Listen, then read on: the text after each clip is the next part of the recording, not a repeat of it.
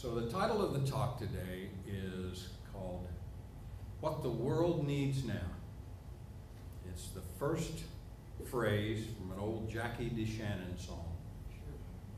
I met Jackie. She was an absolutely wonderful, enlightened person. She came to Nashville to sing two words, or actually two syllables, on an album that was done by a guy named Jack Nietzsche. And she sang two words. She sang, "Foreplay." She signed the card and flew back to Los Angeles. Wow. But I did get to spend some time with her while she was waiting to sing this song. She was a very enlightened soul. Very, very enlightened soul. So she wrote this song called What the World Needs Now.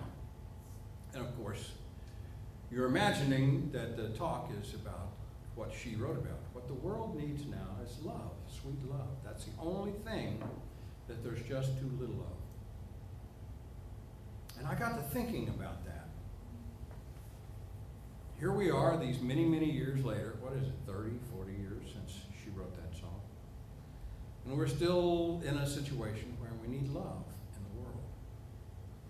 I think the reason that it isn't expressing itself the way we wish for it to is because we haven't the slightest idea what love is. It's a word that we use and we throw around and we banter here and there. Some people just absolutely love the word, and other people just think it's something that's soft. Something that's sort of only a tree hugger would use the word love. What is it about some people who have such an aversion to this word? And what is it about us that we use the word and have very, very, very little idea what it actually means? You know, the Greeks spent a lot of time thinking about this, and they came up with 3 different words that we only have one word for. They use the word eros, the word philios, and agape. Eros, we all get the idea behind that. That's erotic love. That's this thing that has a lot of other components in it as well. It has lust and desire and satisfaction and many, many different pleasure. And we get the sense that we are in love when we can't keep a certain person out of our mind. We just think about them all the time. Or as psychologists like to say, we have unconditional positive regard for. They don't like to use the word love because it's kind of squishy. It doesn't fit really well into a defined definition. So they use the idea of unconditional positive regard. That's great when you're talking about a person, but it doesn't work out so well when you're talking about a country or love of country or something like that. Then there's philios, which is the idea of, it's where the word Philadelphia, brotherly, city of brotherly love. Delphi meaning city, and Phila meaning part of love. This idea of brotherly love, we kind of understand too. Love your neighbor and love your brother and your sister and have positive regard for them at every turn. But that seems to be something that we're lacking on. This idea of love for neighbor and love for others. We say to ourselves, and Jesus remarked on this, he said, "You have heard it said," in the Sermon on the Mount. In Matthew, he says, "You have heard it said, love your brothers and sisters and hate your enemies. But I say to you, love everyone. Love your enemies. Do good to those who persecute you." He goes on to say this. Why in the earth would he say such a thing? Why would he turn against the scriptures that he had grown up with and all of them used in their Jewish society at that time? Why would he say, "You have heard this, but I'm telling you there's another way"? Well, because he wanted us to raise our consciousness when it comes to this idea of who is your neighbor. Someone spoke out in the crowd to him and said, well, who is my neighbor? Who is this? And he gave him the example that we know of as the parable of the Good Samaritan. Your neighbor is the one who takes care of you. Your neighbor is the one you take care of. The neighbor is the one that you feel compassion for. Your neighbor is whoever needs you and you're capable of giving. So that takes care of those two types of love. One which we understand pretty well, the erotic love. Just comes sort of naturally, doesn't it? Then there's the philios love. Then there's this agape love.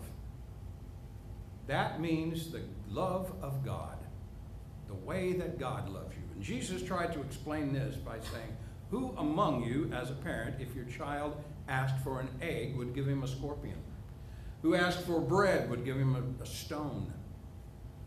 Who among you, if your child asked for a fish, would give him instead a snake?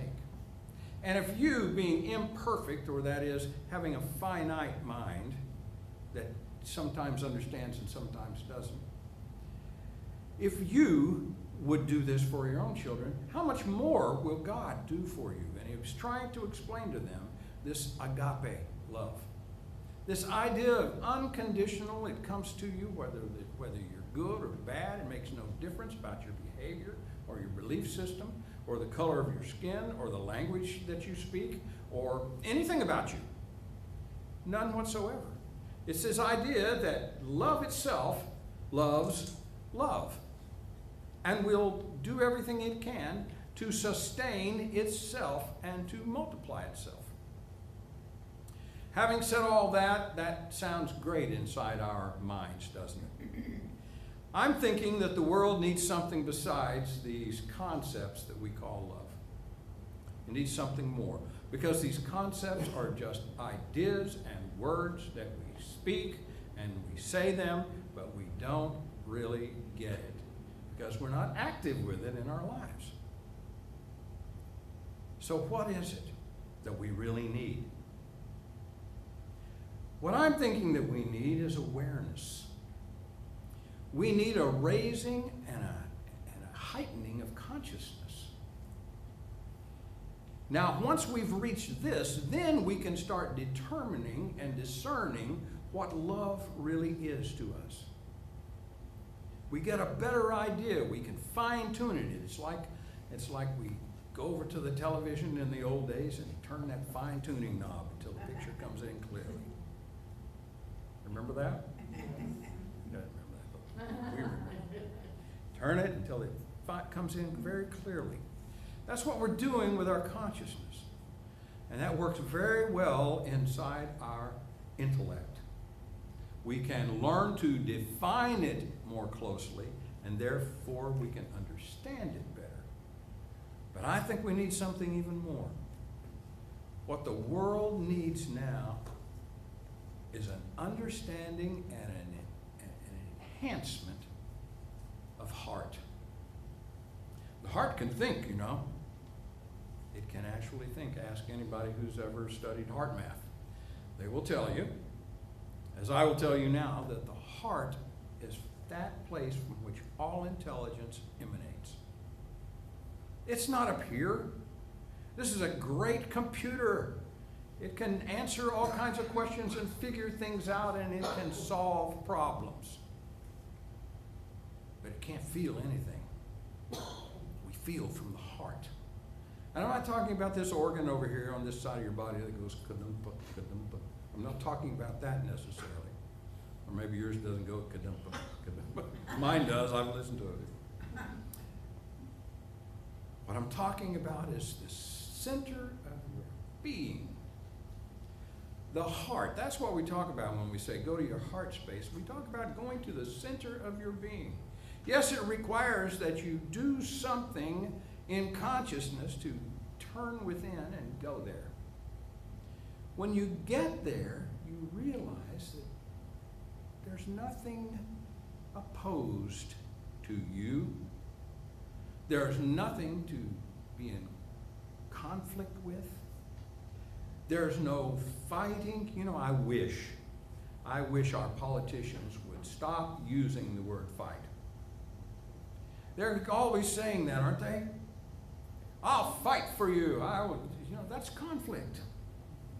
That's always an other, and fighting to overcome and to put somebody down or to be victorious over something.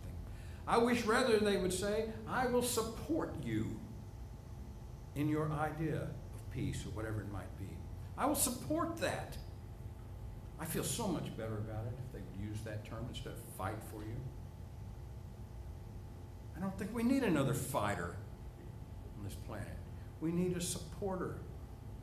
I will embrace you. I will love you. I will be one with you. I think that's much more important. And we can't find that place in consciousness to raise that idea of love if we're only using our mind. We can define it. We can make it more plain to us. We can get it to the point where we recognize it in others, but we still stand apart. We still stand apart. The mental is still a part of the physical world, but the spiritual comes from the heart. And the spiritual understanding, this heart understanding, is where true love originates, lives, has its being, and is who we are.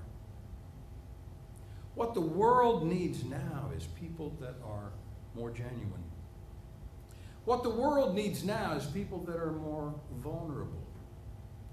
What the world needs now is people that are honest with themselves, true within themselves. Not people who have such grand defense mechanisms that they poo-poo the idea of love, that they see desiring peace as somehow being weak. Rather, we need people in this world.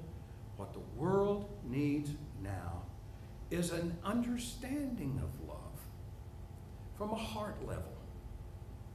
From a heart level, instead of simply using the definitions that we have used for so long. They become hack.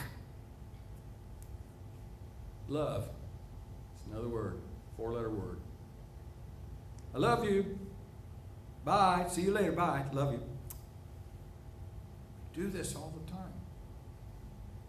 We're not really aware of what we're saying, what we're doing, what we're feeling deep inside. Now, subconsciously, we recognize this. And subconsciously, it's there, pumping, just like the heart, always there. But the thing that we do so often is we allow it to be a program that's running in the background of our lives, and we never access it. We can.